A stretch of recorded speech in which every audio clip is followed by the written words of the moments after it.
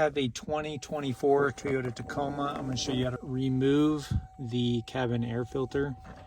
You're going to open your glove box. This door right here, I'm just going to push up and pull it out. From there we get to this door right here, and there are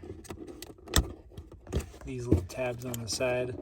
Just push those in. There's two of them. That door comes off, and the cabin air filter is just right here, so it just slides in.